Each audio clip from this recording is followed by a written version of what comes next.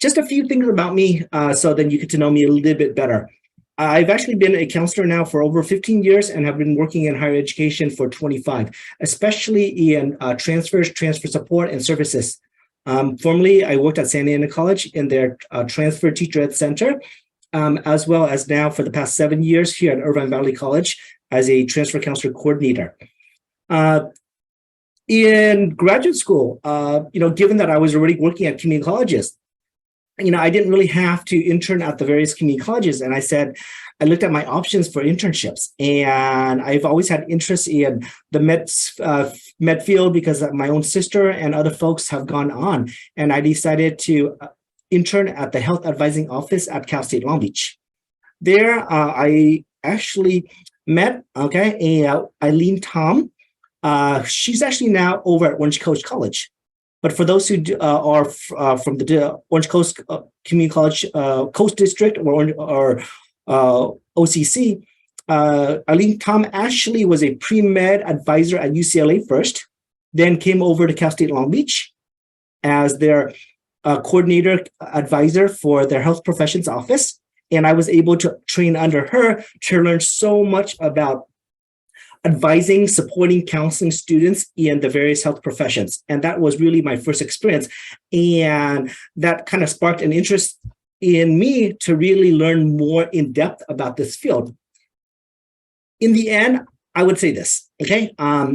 Even though I do know quite a bit about the field and some of the pathways, by no means am I truly an expert in all the details, because as you know, as counselors, the information there's so many different schools and so many different options and pathways.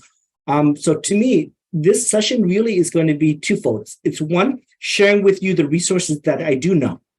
And then number two, talking about different concepts in good academic advisement and counseling that we should have in order to better help students, support students through the process of both transferring and getting into the various professional schools. So that's a quick, well, actually that was not even a quick, a medium-sized overview of myself and my interest in this area. Now, before I get into more content, can I ask for a favor of everyone? If you don't mind, please put in the chat what community college you're at, and and your total years as a counselor. It doesn't matter part-time or full-time. So I could have a better assessment of the audience. So what community college you're from and how many years have you been working as a counselor?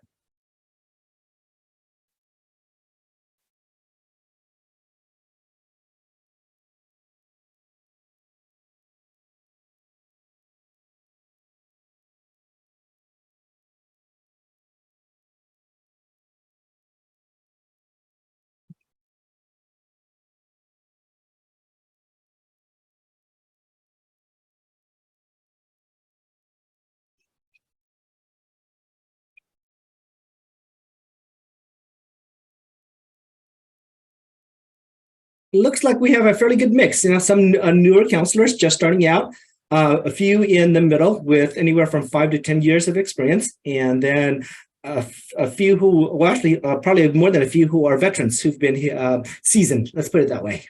Counselors who've been around the block and may know a lot of information also. And please, during the session, if there's something that I miss, okay, feel free to add to it, to this discussion. Again, by no means am I an expert in all these details within the health profession, but through the years, I myself have helped a number of my friends and also my sister friends get into med school, pharm school, reviewed all their application, helped them with the interview process, looked at the numbers, and also attended quite a few sessions directly at these various professional schools to learn more about that in detail. And then there's also a number of different videos. UC Davis, they always say every year have their health professions conference. I love to watch those videos. And then there's a number of videos, other videos that I also watch that's related to applying for medical school. With that, let me go into my presentation.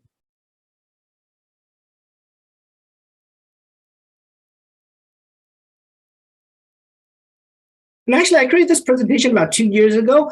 Mainly for students and for the few counselors who attended this conference. I just rehashed it a little bit. The presentation, this one's not that long. However, I have a whole page of notes. So Armando, would you be able to put the link in for both the presentation and also my notes into the chat? Thank you. And today, I do want to acknowledge two people, Armando, who is a transfer center counselor, and also Vanessa, who's our senior transfer center specialist. Without their help and support, we would not have been able to make this event possible. As I work with students, okay, I think really understanding students' career development as they continue on and plan for the various health professions. For some students, very linear, okay? They want to become a doctor. They have really good grades. And it's mainly providing information and details that they need in order to increase their chances of both transfer and of getting into the various health professions. Also, we have the other students on the other end, okay? They're all over the board. Lots of substandard grades. Maybe they're already at the university and they're coming back for prerequisite courses. I've seen students with anywhere from 2.0 GPA up to 4.0 coming back to the community college and trying to do their prerequisites for the various health professions. Okay, and then some students a little bit messy, but we will work with them also. Regardless of where they're at, linear, straight path or a very messy path, I always share with students that they need really luck on their side in order to maximize their chances of getting to the various health professions. And how do I define luck? Laboring upon common and correct knowledge. So really, it's helping students dig for the information that they need to really maximize their opportunities and chances of getting admitted. Okay, and that's using a number of resources, connecting with the representatives, going to info sessions. So I myself don't know all the information. So therefore, what I do is I provide some of the information that I do know, and then highly always recommend for students to go directly to talk to the people from the source. Now, for the counselors who have been around the block for many years, you guys know this, but for our newer counselors, just in case, okay, or if there's a student in here, one question students always ask is what to major in, right? In the end, for med school and most of the other professions, the answer is really, in the bottom line, it does not matter at all. My friend Howard, he did socioecology at UCI. Okay, so yes, you can do bio, health science, but if you do a non-science major, as long as you do the prerequisite courses, same thing with med school, okay? Jane, I know that as a doctor in Texas, GI doctor was one of our potential panelists. She did nutrition at UC Berkeley, and now is a GI doctor, gastrointestinal doctor, okay? I think really the process of helping students explore their major, here's the key thing. I think you ask them a couple of key questions, okay? What do they enjoy learning about, okay? Especially if it's science related. Is it more biochemistry, other areas or variations with that? Would they rather look at public health or non-science major? And most of the time when I have time with students, I actually literally pull up the university's catalog and have students look at some of the 300 and 400 level courses just to see if they majored in this area, this is what they would learn about, okay, versus this other major. And I ask them two questions. What would you like to learn a little bit more in depth about? Because in the end, med school, pharmacy school, it doesn't really matter your major. And also, what do you think you'll do better in? Because in the end, with a better GPA, it actually increases your chance of getting into professional school. Next thing I wanted to share, actually, I should share my full screen here. How do I do that? Open new window. You know what? I'm not going to mess around with this for now. Hide us. No, I won't mess around with this, okay? GPA evaluation. So this is what Eileen Tom taught me many years ago. When med schools are reviewing GPA, they actually are looking at multiple GPAs. And I think I mentioned this in one of the sessions in the Q&A session. They're looking at overall GPA. So a student from the community college versus the university GPA. Their prerequisites for the various professional schools, math, science, and physics, okay? Trends in GPA. So if we have two students who are 3.75, one started at a 4.0 at the university, but then is a 3.5 at, 4.0 at the community college, but is a 3.5 at the university, and they're trending down, even though their average is at 3.75, okay? The various professional schools, especially med school, will view that student as a 3.5 student.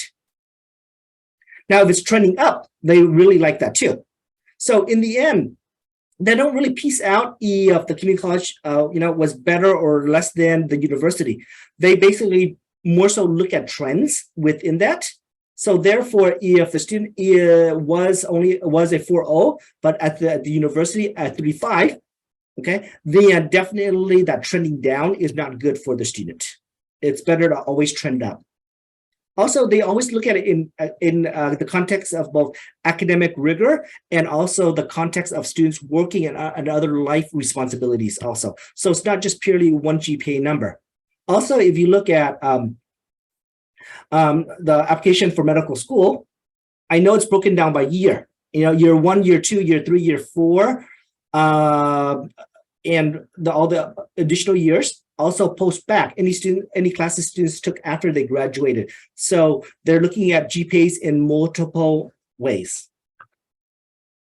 Regarding AP and repeating of courses, generally speaking, most medical schools will not take AP scores for admissions requirements, including first semester English writing, okay? So if a student does come to you and with really good grades, multiple honors courses and AP Com or Lit or Lang, score of 4 or 5, and they're looking at medical school, you would encourage them to still take the first semester writing course, okay? Because if you actually look at different medical schools, especially the more competitive ones, okay, most of them do not accept AP scores.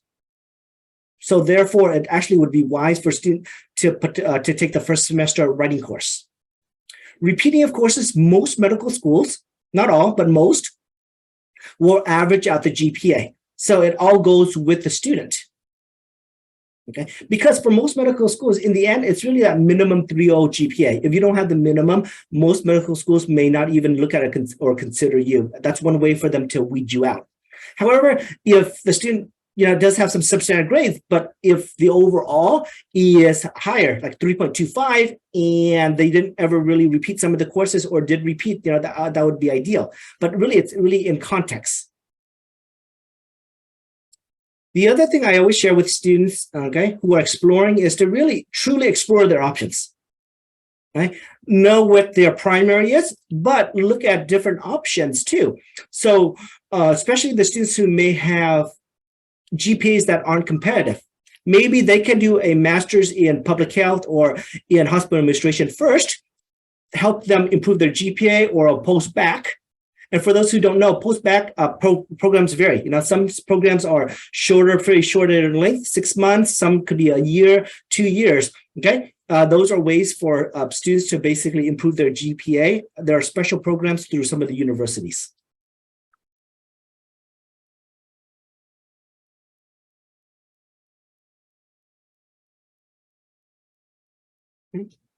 I typically do a pre-med student comparison, but this is more so for the students to understand, hey, once they're at the university, how competitive they are for their various schools.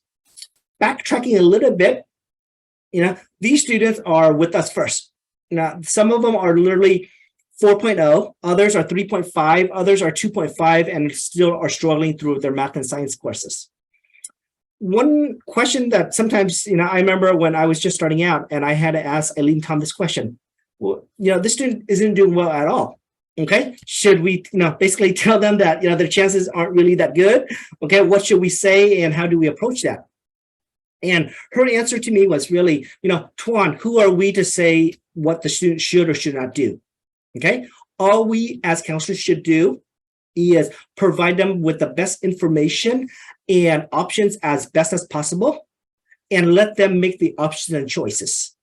So in the end, if they choose to self-select out, okay, then that's their choice. But we should not be in a position to tell them and truly and not be a gatekeeper. So if though some of the counselors who are with us, well, we should not really be gatekeepers. And instead, we should really be coaches. And later on, I'll touch upon that. I do have some tips here for pre-med students that I definitely always share with students. Things such as, getting a mentor, research, volunteer experience, but all this stuff here, I'm actually going to show you UCI's PowerPoint. It has a lot of this information that I'm sharing with you. And that's really just, for the other various health pre-med, pharm, dental, PA, PT, and so forth. Now, for the nursing pathway, I will be honest with you, this is the one pathway that I myself feel sometimes inadequate because there's so much details into that. Okay, it wasn't until the last 5 years that I felt like, and I've been doing counseling now for 15 years, right? That I finally feel a little bit more comfortable in advising students. I remember a quick story here for you. I was a new counselor. I think it was only maybe my first or second year. I had a student who had a 3.0 GPA, and I didn't really know the numbers for Cal State Long Beach and how competitive it was to get in there. So all I did was, pull up ASIS, pull up the website information, okay, and then start advising the student. And then after I did that, I felt like, ooh, maybe there might be more to this. So I walked the student over to Isaac Guzman, who at the time was the transfer director at Santa Ana College. And basically he took what I did and he reworked everything, okay? He really truly strategized for the student. And he said, Tuan, given that how competitive Long Beach is, if a student applies directly to the program, there's a high chance they will not be able to get in. So what you really need to do is we got to put the student, given their GPA of around a 3.0 in health science, let them continue with their education and apply. While they're doing that, also apply to all the local ADN programs, okay? Especially the ones that have a lottery system where they sometimes students, they pick from students, who meet the requirements, okay? And then he really showed me the pathway for nursing for a student based on their GPA. So my advice for the newer counselors is seek out those counselors, those mentors, those folks who really know the information well and learn from them. And on top of that, go to a number of different workshops and sessions. I know that yesterday we actually had Nancy Nguyen, counselor at Golden West College. And for those who interesting fact about me and her, we're actually siblings, okay? And I asked her to basically teach me about the nursing pathway. And because of that, I feel now much more knowledgeable in this area. And these are the things that you definitely can share with nursing students. Getting clinical experience early, understanding options and attending info sessions, doing well in coursework, especially in their anatomy, physiology, and microbiology, because without mostly A's, with the point system, they probably won't be able to get into that many programs at all, okay? Don't underestimate the TEAS tests, and communication skills is really important. So really stressing a lot of this information early on. And then expanding students' options if they have a little bit lower GPA. So if they're only a 3.0, maybe even consider West Coast, okay? And other schools, private schools, or out of California that would take students that may not have as competitive of a GPA.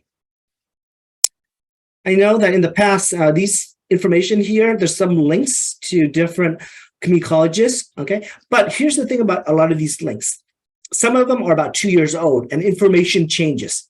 So yes, you could look at the information for context, but again, don't try to advise students, okay, in detail on each and every single program, because there's just no way for us, because we don't specialize in nursing, to do that. We may provide incorrect information. So my sister Nancy's always hammering at me that one, don't speak for this school or that school. And I think, for the counselors who've been here for a long time, you definitely always want to put it as a disclaimer. Yeah, let's look at this information, but you really have to go to the source, to the different people who do and specialize in this area to make sure that you're getting accurate information.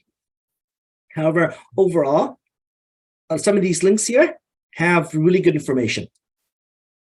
Let's just see what this is, okay? So this one is, different CSUs and their admit rates. So this is from a couple years back, but it gives you a good idea on competitive applicants. There's also this handout I really like. This really breaks down the various pathways for nursing.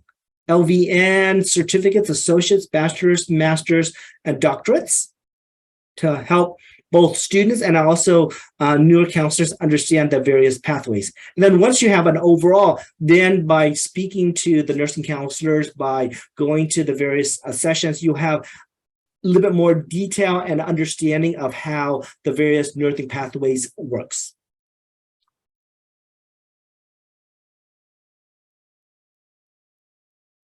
Okay. That's pretty much it for the overall PowerPoint, but I do have a second handout here. And this will be more the meat and bones of the academic counseling. So this was more a quick overview. The information that I share both with students and also with counselors about the health professions advising and counseling.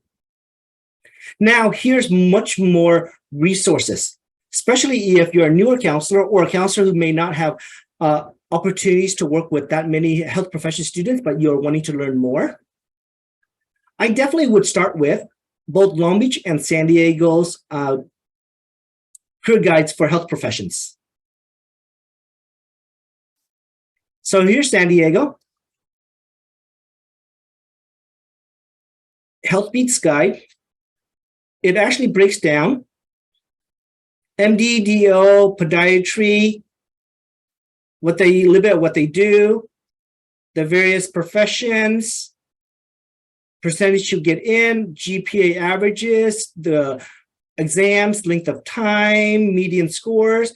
So really kind of browse this information just to get an overall general overview.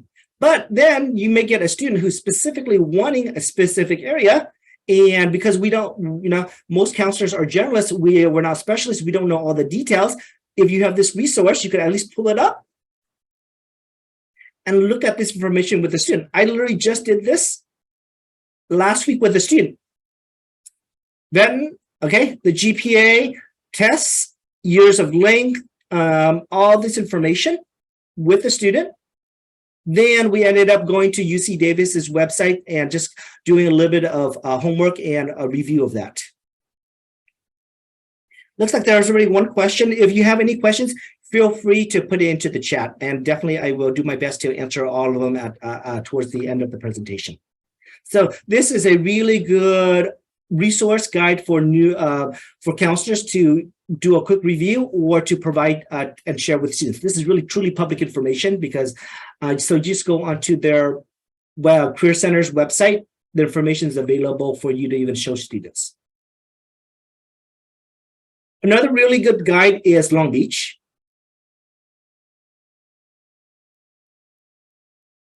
So Long Beach Health Professions Office, they've been in existence for many years. They break down everything from different health career professions, prerequisites, competitive applicants, all the details that a student needs. Science versus non-science major. So this is both for yourself if you're a new counselor wanting to learn, or for available for students to share with them, especially if your college is a smaller campus that doesn't have a lot of resources.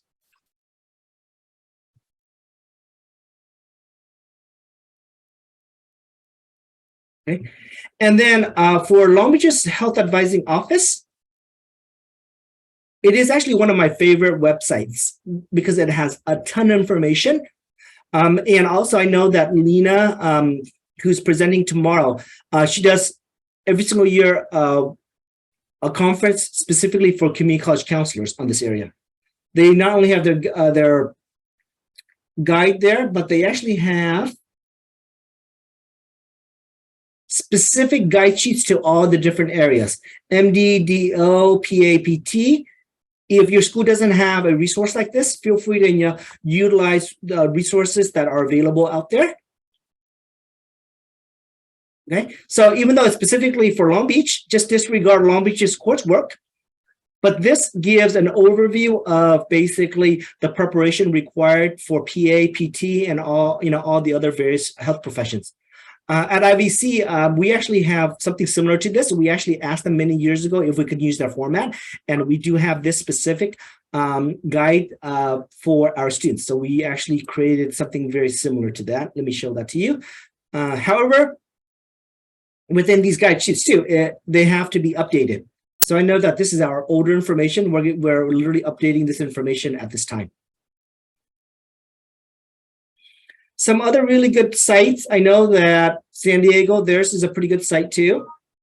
San Diego State. The other day, I was just looking at San Diego State, and they actually break down, information on what med schools, farm schools, and so forth take or don't take, and regarding APs, as well as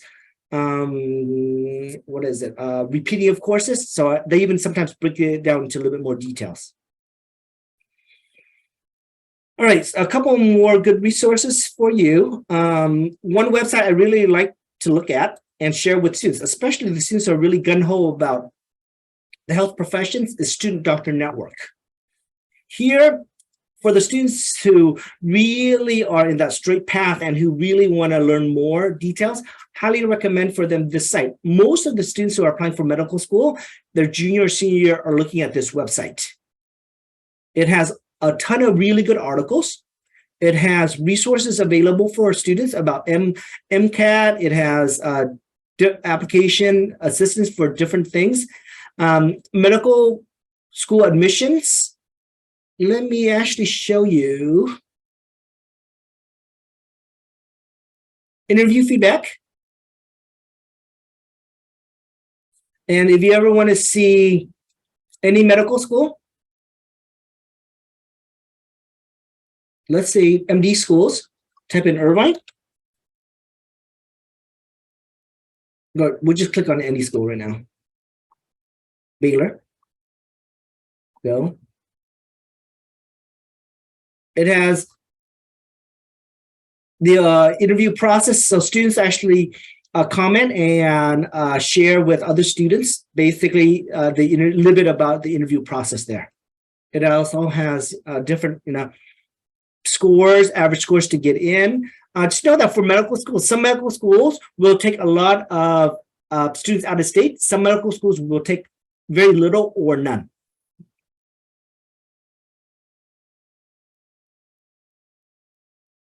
All right, going back to the presentation, let me see what else I could share with you. The UC Davis Pre-Health Professions Conference, that is an excellent conference that has been going on for many years. So, definitely check that conference out and some of the sessions there. Because then you'll be able to hear from admissions folks. That's where I found Dr. Marco Angela, who presented this morning. I heard his presentation and I said, wow, such an awesome presentation. We really need to bring him to this conference. And then this conference, every single year, it will be a really good resource available for you. Every single year, we're going to probably invite half the same people back, but then a half new group of different folks from different health professions programs within and outside of California to share with you how they do admissions and their nuances within the programs. From pre-med, the other area I always show students is the core competencies. The reason why I show this to students is that this is one of the main criteria medical schools are looking at as they evaluate students for medical school. Okay, that and of course, students' chances to succeed and do well in medical school. Between that plus these other characteristics, those are really the two main things.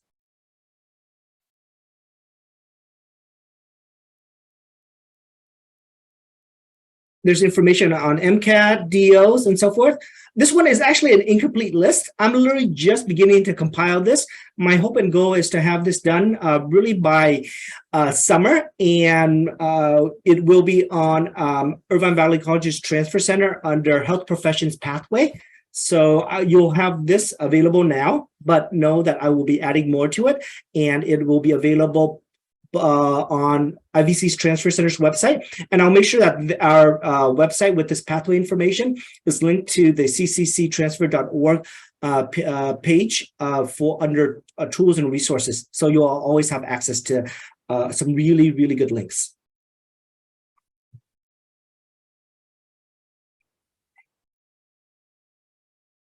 Let me stop my sharing right now. Okay.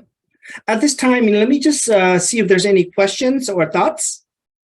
And feel free to unmute yourself and show show yourself if you feel inclined. And give me a thumbs up if you feel like so far it's pretty good information.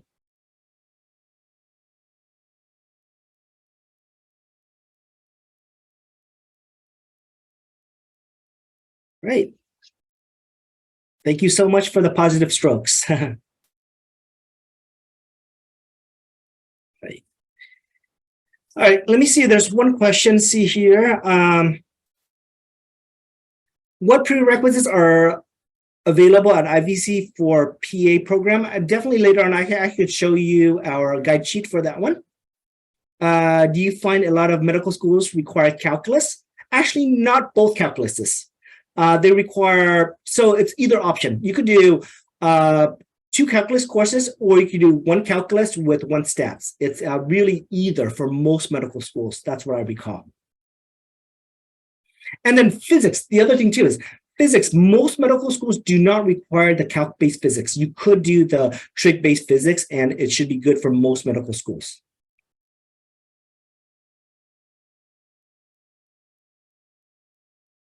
I may have missed it, but what are some ways to obtain patient hours for PA school? My understanding is PA school, it's about 1,000 hours for that. And I didn't really share that, okay? But I think, their CoPEL Scholars could be a really good program for candidates to get their hours in, or if they're already working in a hospital setting with a lot of patient hours, they could actually utilize that too. Right now, I'm currently working with 2 students. One is a medical technician, and the other one also works in the medical field with patient interaction. So I know that they're able to use that. If students don't have that experience, definitely have them volunteer at their local hospital or through CoPEL Scholars. And key thing again is direct patient care or experience.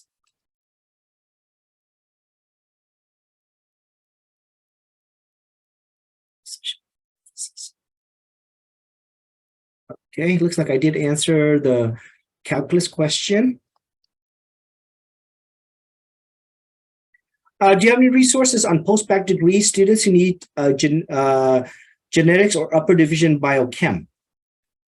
I know there's a number of post-bac programs through the UCs. I've looked at that once or twice before with students, especially for underserved student populations, okay? I know UCLA, UCI, and a number of UCs. There's even a whole consortium that does that. Regarding the upper division courses, unfortunately, a lot of that, if a student needs that for admissions, they'll just have to take that through extended ed. And then some students, you actually, let me share something with you. This is sometimes what I do with my free time. Let me see if I can go onto YouTube. For the folks who really want to truly be experts in health professions advising,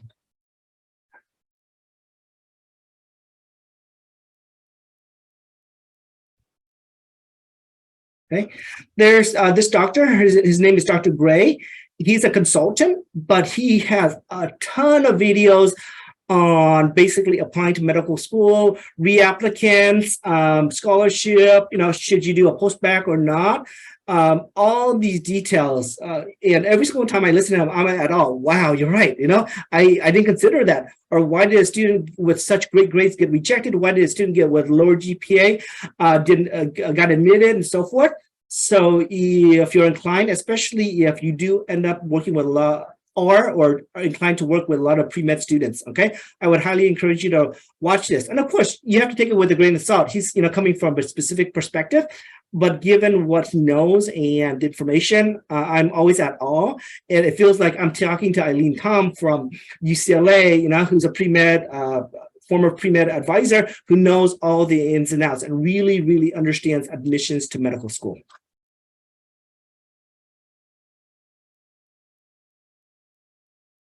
All right, moving on. Post-bac programs. So for post-bac programs, I think sometimes you have to really, if a student with a substandard GPA, now let's say 2.5, 2.6, what should they do? They were with us and went to the university and they still have a substandard grade. Should they do a master's, a post-bac program? Can they take additional courses? Okay. That one, every case is so different that there's really no clear-cut answer. And the reason why I know that is because I watch a lot of Dr. Gray's views and perspectives on that, and certain things really make sense. So for some of the students too that I've been working with those lower GPAs, I say, hey, I think that this is probably your best option, to maybe do a master's or to do this post-bac, but I'm not 100% sure. So I'm going to actually recommend for you to reach out to these people, and I actually provide students with admissions directors information or info on their orientations and have the student double check and confirm just in case.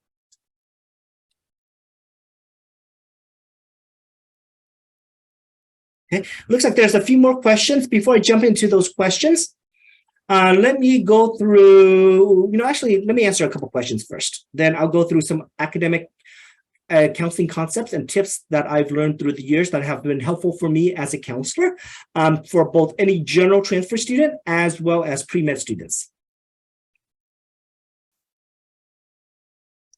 Do you have any resources for post-bac? Okay, so I believe I answered that one already. Students who do not complete their prerequisites before they earn their bachelor's degree. I was told medical schools prefer students to complete prerequisites via post-bac program versus attending community college. Actually, I don't think that is really truly the case. There's always going to be a few medical schools, okay, that will have a slight preference, okay, if the student took the courses at the university versus the community college. But generally speaking, they really look at every single student in context, okay? So if a student went through community college, there, as a 3.7 GPA. At the university, they're also a 3.7 GPA, okay? And whether it be a science or non-science major, and then they also take their science classes, whether us or at the university, in the 3.7 GPA. They're 3.7 GPA.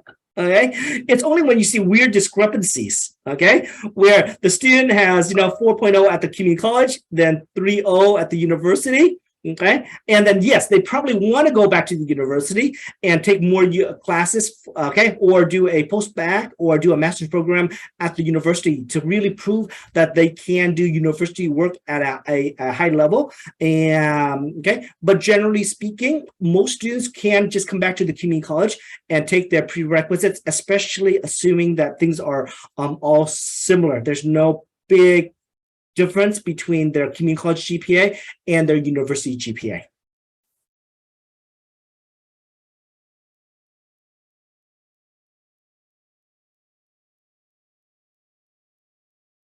Question is, if pre-med students already used AP English, what do you recommend?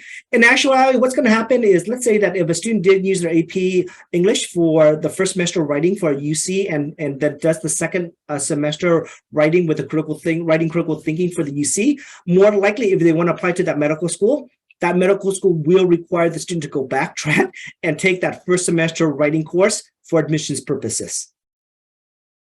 Okay, that's why I always tell the students to double check. I've had students in that scenario, and I said, hey, you know what? That's what the UCLA pre-med advisor shared with me many years ago. I'm not sure if that's still the fact. Okay, here's 3 local medical schools. And I highly recommend for you to touch base with their academic counselor to see if that is the case, because you really don't really know if they will take it or will not take it. Have the students themselves figure that out. I remember years ago, there was a question like that posed to counselors here at IVC.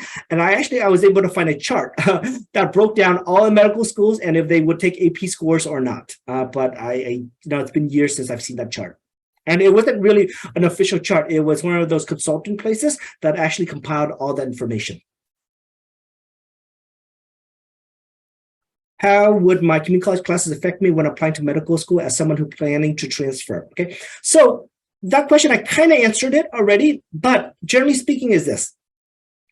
If you were a 4.0 student at the community college and you're only a 3.5 at the university and you're a bio major, or even a non-bio major, okay, then in that aspect, they may have that view that maybe the community college you went to was not as rigorous. And they'll probably view you only as a 3.5, plus you're trending down in your last 60 units. So you're really about a 3.5 GPA student. However, if you're a 3.7 with us and you're also at 3.7 at the university, whether it be science or non-science, and your math and science GPA is 3.7 also, okay? They're not gonna view and have any negative views on the community college that you attended. It's only when you're really trending down at the university. That's the only time when courses from the community college really are taken as a negative factor towards your overall GPA for medical school. How would I do this? In fact, I do not know how I like to persuade it, such as sending. Let me answer this one final question and then move back to the presentation.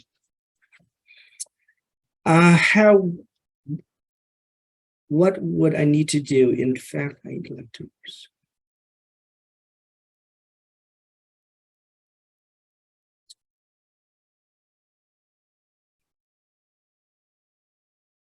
Okay, so this sounds like a student who is a little bit older, okay, and still wanting to pursue their dream, okay, or their goal of going to dental school. Just know that med schools, dental schools, most of these, they really welcome all students for all types of different backgrounds and experience. And if truly that is your dream, your goal of doing it, you could still do that. Yes, it's going to be much more challenging because you have a lot more life responsibilities. But if that's something that you really want to do, okay, you definitely will still have to do the required things in order to be competitive. But then when we talk about required things, okay, sometimes certain things are really required, like absolute hours. But other times, you don't have to do everything. Right? It's better, especially for med school and some of the other, a lot of the other fields, to do a few things and do it really, really well, and show the motivation, the experiences, and why you would make a good doctor, a good dentist. Okay, and that's really, in the end, will help you increase your chances of getting into the various health professions. Okay. Yes. Also, Lizette, I would say this for you. If you don't really want to waste any time, definitely seek out those counselors as well as the folks at the university who really, really know the pathway really, really well and who can advise you exactly what you need to do in the straightest path.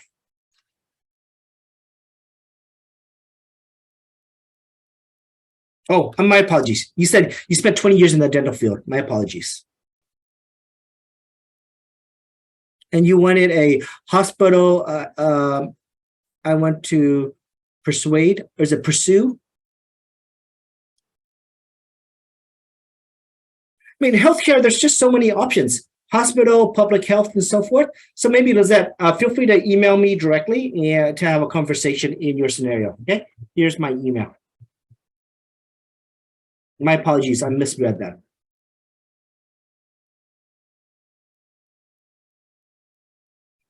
All right, looks like we have 15 more minutes. I actually have both counseling concepts as well as some great case scenarios, literally of students I'm working with at this time. So I don't think we'll have time for the case scenarios, but let me share with you counseling concepts that have helped me be a stronger both transfer counselor and a health professions counselor. I think really the key for our counseling sessions, because for us as counselors, we do both academic, career, personal counseling, is building the rapport with students and having them come back multiple times if necessary. And I understand that for some of you, your schools may only have 30-minute appointments, some have 45 versus an hour. So sometimes you may not be able to go in depth in the various things that students need, because if they need both career advisement, professional school, and also transfer. So sometimes you really do have to break it up in different parts for the students and invite them to come back a week from now, 2 weeks from now to work on the second part. Second thing is, of course, advise students to connect with the representatives, the directors, the coordinators, the counselors who advise for the various health professions. Okay, and then attend the info sessions early on. So earlier the students get the information and understand what their target is, their goals are, then the more apt and the more motivated they are in order to meet those requirements. Earlier today, Dr. Marco Angelo, if you were in the morning session, a very inspirational story of how he became a doctor. He's talked about gatekeepers, cheerleaders, and coaches. So the key thing is you really want to be a coach, but I'm going to add one extra part to it. You really have to be a coach who really understands the pathway of the various health professions, and it may take years and years to learn. But hopefully some of the resources I provided to you today will help you on that pathway, especially if you're a newer counselor starting out. Okay, and then you strategize for everybody. And every case scenario is very, very different. And when I say strategize, the way you strategize, and at least how I've done it, and that has helped me become very successful, is take the student where they're at. Okay, if they literally are at a 1.7 GPA, share with them what they need to get off of probation, share with them what they need to be able to transfer, then possibly to get into professional school. Okay, case in point, I know that I'm going to have to embarrass my little sister, but there's a few of you who work for Algona West College, and I've shared this story before. My own little sister, who happens to now be a nursing counselor at Algona West College, okay, 1.7 GPA, and got kicked out of Cal State Long Beach for enjoying college a little too much. Okay, so really working with her through the process step by step, and that's how I've always worked with all my students, both transfer and health profession students, and all other students. Okay, step by step. So within that, let me also share with you a few additional concepts that I use and have learned from others to be effective. To be effective counselor in general, but especially within the health professions, always ask a lot of probing questions. Okay, how many hours are they working? Understanding their motivation, why they're doing it. What experiences have they had in the past already? Do they have any? What's their understanding of the pathway, the requirements to go into the various health professions, and really dig a little bit deeper, because that 3 to 5 minutes that you ask for all those probing questions will give you a better assessment and a better way to basically tailor the information better to them. And the concept is one-upping. Wherever they're at, move them to the next level. And really go at the speed where the students could go at. If you have a student who's gung-ho and who's already did a lot of homework on the requirements to go into med school, farm school, or dental school, and they're ready to run with them. Share with them the information, but also at the same time, share with them that it's a marathon and not a sprint. So share with them pacing themselves, mental health, and all those, if necessary, especially if you have some students who are a little bit over anxious, and that's their whole world, and help them provide more context. The other thing that has been useful for me from one of the counselors is from John Acuna, who's a brilliant counselor at Santa Ana College, many years of experience. He shared with me that as you're explaining information to students, whether it be for transfer, health professions, or anything related to career, are they getting it? Are you just providing a lot of information just to provide information and it's going across their head? So really make sure that they really understand it, and then you and the students then can dig a little bit deeper on their own. And also really helping students go in a straight line, but also helping them see what may be some of the challenges and barriers and what they can do to basically overcome those barriers and challenges. And the other thing is really, I would say, look for opportunities. And it's not just about challenges and barriers. It's really about opportunities available for them. Okay. And then in my own counseling, I do use, challenge support, situation self-support, and strategies. Okay. So even though they're technically theoretical, but you could definitely easily utilize these concepts within your own counseling, because when I work with a student, I'm always analyzing their situation, the self-efficacy, or their self-understanding, self-awareness, motivation. Do they have a great support structure where they're able to basically just focus on their schooling and not work? And I actually talk to students about that. How many hours of work are they doing? Will they be able to be successful in their courses? Literally, this student right here, in one of my scenarios, we literally talked about that. 3.3 GPA student, vet tech, working 30 to 35 hours. It still has his OChem and physics. If the student does both OChem and physics his final year in order to apply for a bio major, will the student need to lower down their hours of work in order to be successful? Okay, or not? Or maybe the student doesn't do the bio major, does another major like health science, then they don't have to do the OChem for transfer purposes.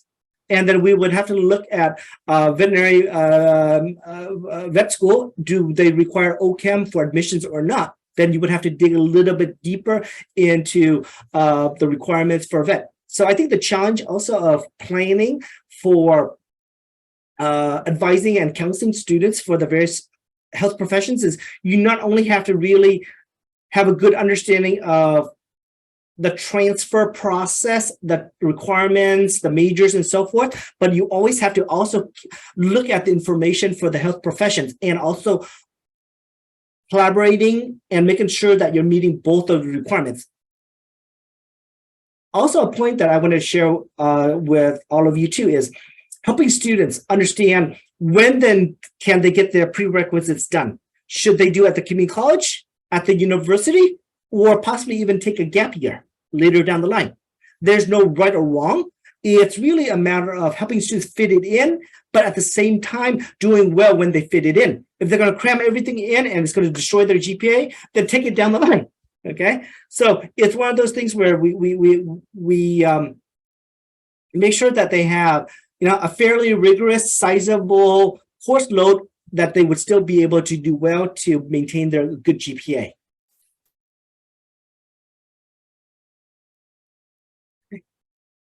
For the gap year improvements, I know we probably don't really have much conversations with them on that per se, more so once they're at the university. But for some students, they may have that anxiety. I have to finish in 2 years to transfer. I have to get to medical school by X age. Definitely, I've had a number of conversations with a lot of students about that, to talk about life experiences and how in the end it would make them a better doctor. And there are also a lot of resources on that. I know that Lena from Long Beach, she provided me her guide. And on there, page 16 or so, I think, does have information on the gap year. Let's see if I could find it.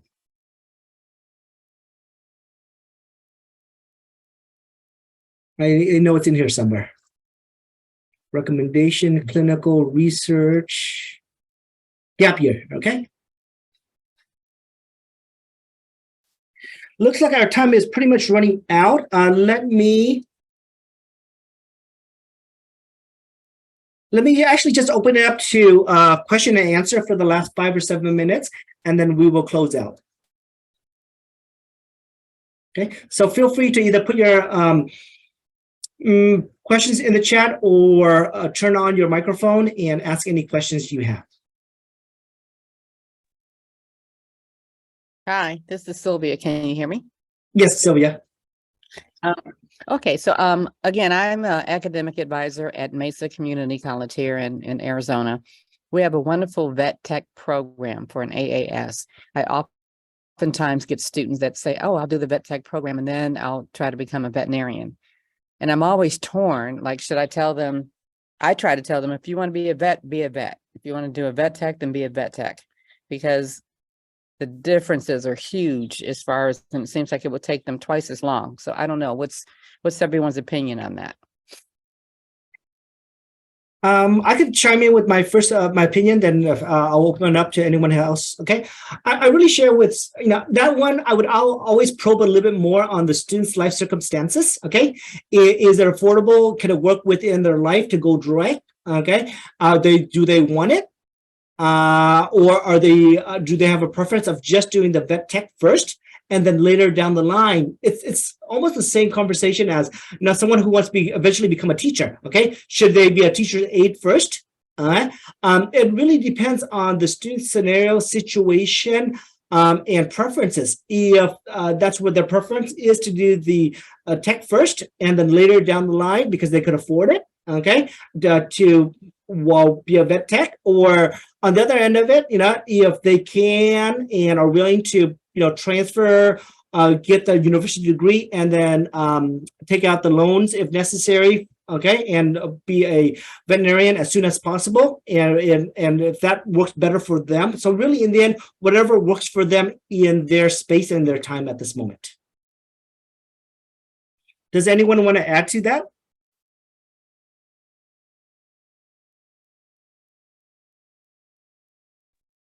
I just, not so much with the vet tech, but I know, like, for students who want to go into nursing, sometimes I encourage them to do a CNA certificate program, because it's a great opportunity to get a feel for, nursing in general. And sometimes, instead of having them go through all those prerequisites and all the clinical hours, at least at that point, they'll know, yes, I really want this. I want to keep going with it, versus they might try CNA, see what nurses do firsthand, and think, oh, this is really not for me. And vet tech may be similar to that as well.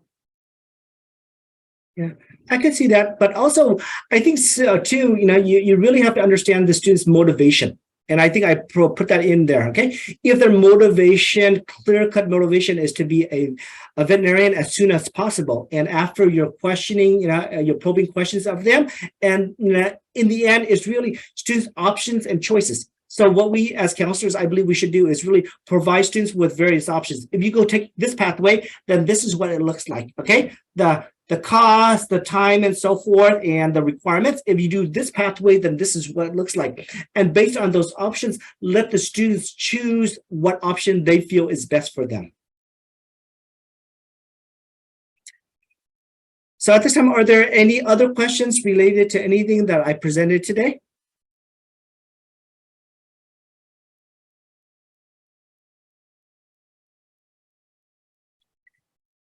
Okay. Well, it's 5 o'clock, and I'll hang around here to chit-chat with anyone who wants to connect with me. But hopefully, the information I provided to you with the resources and my overall thoughts and experience has helped some of you, or most of you, to potentially improve on your counseling skills. And even for myself, even though I've been doing this for many years, I still don't feel days, that I know everything. And every time I come to some of the sessions, like, oh wow, I didn't know that. Or now I understand this a little bit better, and am trying to always improve in my skill set and my information to be a better counselor. So hopefully, as you continue on with your professional development and training, you continue with these types of presentations and workshops in both, health professions, transfer, academic advisement, career counseling, and so forth, to be the best counselor that you could be. Thank you so much.